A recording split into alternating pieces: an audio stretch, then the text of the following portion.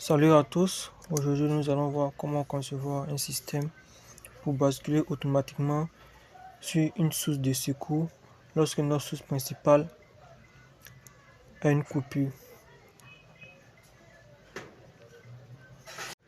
Nous allons créer un nouveau projet et ensuite sélectionner nos composants.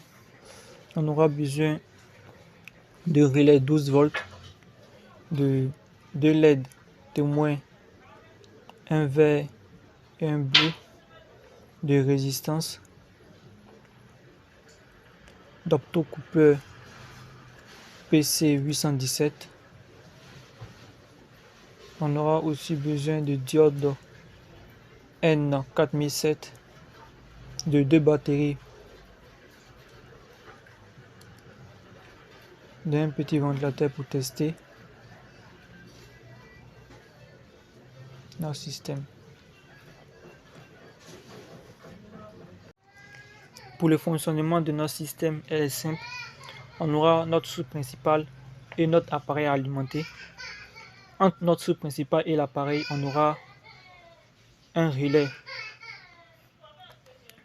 notre relais 12 volts, qui serait alimenté en permanence par notre source principale.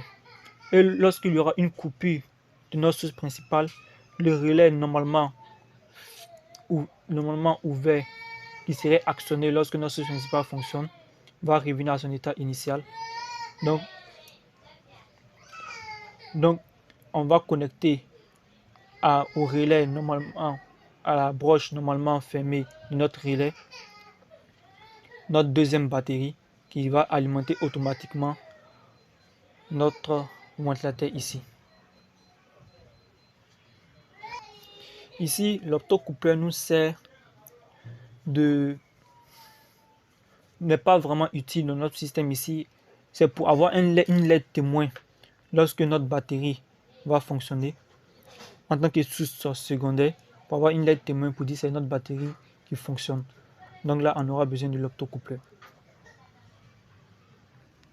Et la remarque ici, lorsqu'on va utiliser l'optocoupleur, on aura une chute de tension d'environ 3 volts, un truc de ce genre là, sur notre batterie secondaire. Donc lorsque vous voulez alimenter un appareil, vous devez prendre ça en compte, si vous avez besoin de l'optocoupleur ou pas. On peut s'en passer en tout cas.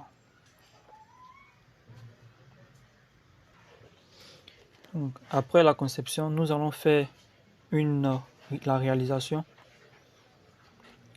dans une prochaine vidéo. Donc si vous voulez voir comment ça fonctionne, n'oubliez pas de vous abonner, d'activer la cloche de notification pour ne pas rater la prochaine vidéo.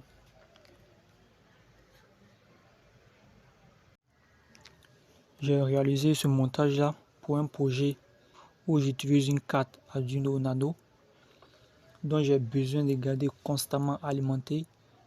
S'il y a une interruption d'alimentation, je perds tous mes données. Donc pour pallier à ce problème, il y a ce montage là que j'ai réalisé qui, grâce à une batterie de secours, ma carte Arduino reste en permanence alimentée, même en cas de coupure.